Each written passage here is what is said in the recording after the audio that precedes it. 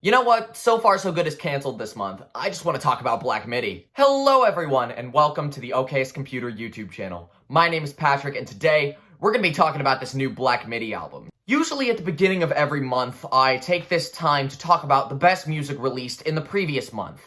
There were several albums released in these past few weeks that I thought were incredible, especially those new Squid and St. Vincent albums. But Black Midi's Cavalcade is far too significant for me to just stick at the end of one of my average videos. There are so many things happening here that I just have to rant about. So let's talk about it. Before I talk about the music itself, I want to talk about how they released it, because ever since the album was announced on March 23rd, the album rollout has been insane. They went to great lengths to assure that this album would be bigger and better than their debut, and it got people really hyped to listen to it. Myself included. Now, if we take a look back at their Instagram profile, we can chronologically look at how they marketed and promoted this album. The album was initially announced alongside the release of the lead single, John 50, and it was accompanied by a vinyl single and a big budget music video. And as you all know, I am totally obsessed with John 50. I gave it a very positive review in a So Far So Good video. I post about it all the time on my Instagram profile, and I got a copy of that vinyl single. At this point, I was already really excited for the album, but there was so much more they had in store for us. In this announcement post, they also announced a series of polls in which fans could vote on songs for the band to cover. Looking back at that post here, we can see that they had 5 groups of songs, and everywhere that you pre-ordered the vinyl online, it would come with a different song. And this list held a star-studded compilation of bizarre song choices, with everyone from Elton John, This Heat, King Crimson, Prince, Taylor Swift, Napalm Death, Billie Eilish. They all make appearances on here. And when they finally announced the winners, that got people really hyped, and most importantly, it got people buying the album. And also, there were 2 golden tickets inside random pre-order copies, and there were a multitude of prizes available for the winner to choose from. The combination of John 50, the various unique vinyl pressings, the golden tickets, and the bizarre selection of cover songs were specifically designed to guarantee that fans of the band were really excited for Cavalcade, and that they would buy copies as fast as possible. This was brilliant marketing that only a band like Black Midi would be capable of conceiving. And I know I fell for it. I bought a copy and I don't regret a thing. Over the next 2 months, the band released 2 more singles, or should I say they released 4, because with the last 2 singles from Cavalcade, there were 2 mixes released of each song.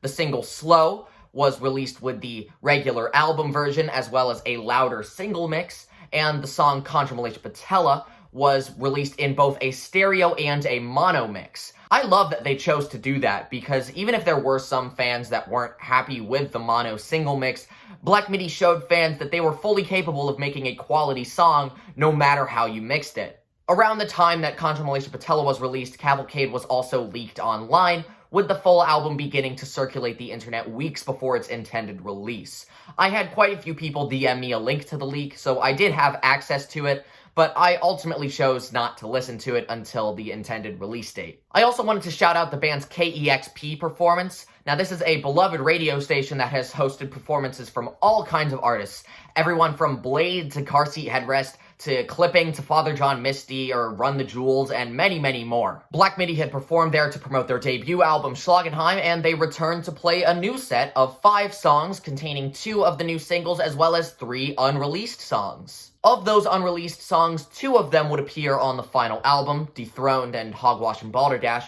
while one that stayed in the sessions was Sugar Zoo. This is a fast, furious, and fantastic track that I really hope appears on a future release, whenever that may be. What I love most about this performance is this was our first hint at the new look and atmosphere of Black Midi in the live setting. The Schlagenheim era shows were more focused on improvised jam sessions, with songs from the album just being used as templates for extended improvisation. With the KEXP show, Black Midi showed us their new style, which was a lot more careful and precise and technical. It seemed a lot closer to jazz fusion than noise rock, and it was a very fun and admirable performance, even though it lacked improvisation. But of course, all of this was just the album rollout and the promotion. We've got to talk about the music and answer the question, did Cavalcade live up to the hype? The first thing everyone noticed about Cavalcade once John 50 was released is that they sound really different. Jordy Grief's vocals are a lot more low and dramatic, rhythm guitarist Matt Kwasniewski-Kelvin doesn't appear on the album at all, and there are quite a few new musicians and new instruments being used within the songs. Strings, pianos, brass, and classical guitars appear frequently on almost all of these songs, and that works as a perfect homage to their jazz and prog rock influences. This works especially well on John 50, which is a song about a grand celebration of a cult leader that ultimately spirals into madness. I love Morgan Simpson's frantic polyrhythmic drums, the distorted pummeling bass line in the first verse, and the extended avant-jazz jam session in the bridge. This song is relentless and I love it. The second track, Marlene Dietrich, features prominent input from classical guitars, and Grief's dramatic crooning complements the gentle chords very, very well. That new style of singing was introduced on the John 50 B-side Despair, and it translates over to the final album very well. It is a gorgeous ballad song to act as a peaceful bridge between the opener and the next avant-jazz freakout track, Contra Malaysia Patella. A lot of songs on Cavalcade utilize immensely complicated chord progressions and key changes, with Contra Malaysia Patella in particular constantly rotating its tonal center between different notes in the A major scale. I don't know if the astonishing complexity of this song was done on purpose, but if so, it is done perfectly. I think the best example of Cavalcade's effective transition to jazzier writing is with the centerpiece of the album, Slow.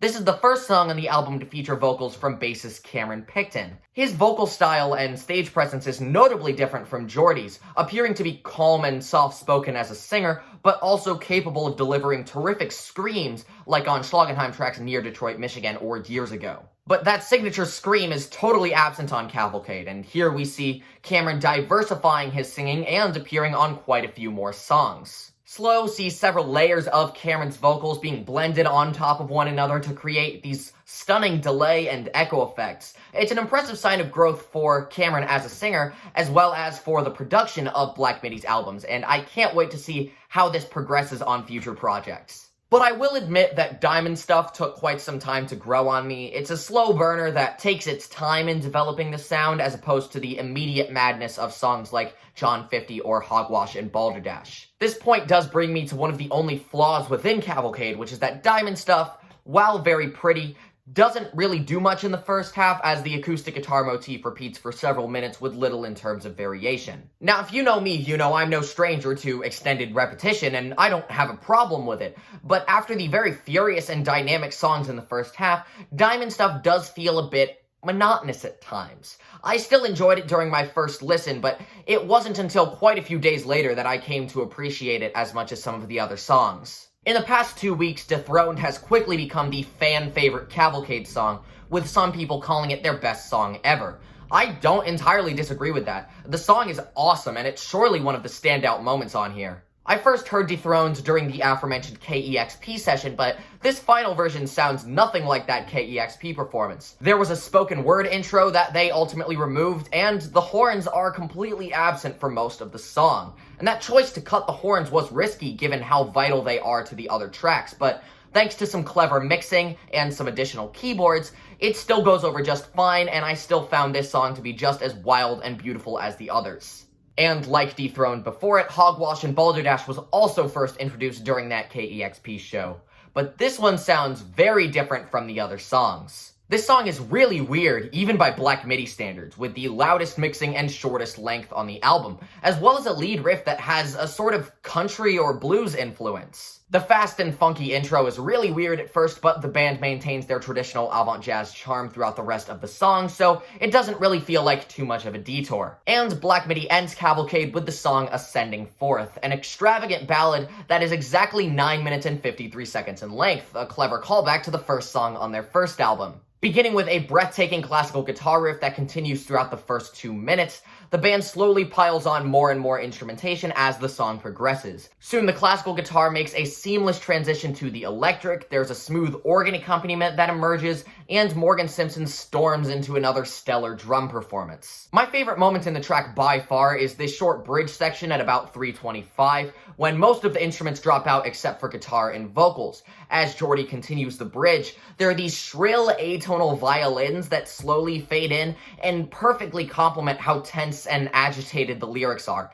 It is a gorgeous moment. And the huge climactic buildup in the final 2 minutes is the best grand finale that we could have asked for. An epic end to this epic album. I remember that final chord nearly made me cry during my first listen.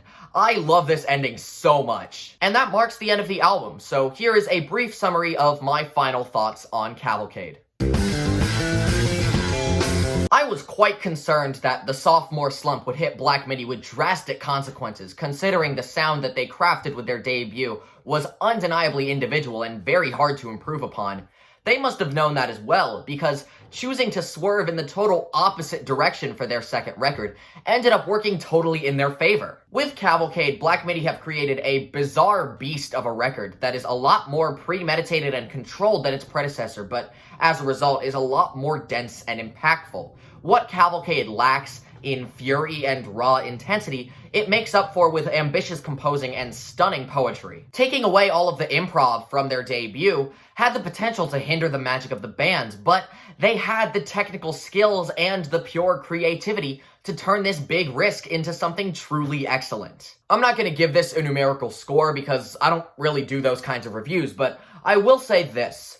While Cavalcade is not 10 out of 10 flawless kind of material, it is absolutely 2021 album of the year kind of material. They really outdid themselves with this one, and I love it.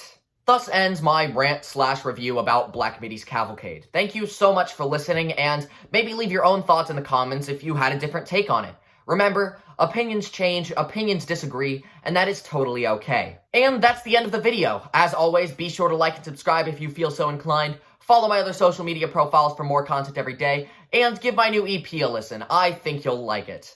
Thank you all so much for watching, and I hope you all have a very nice day.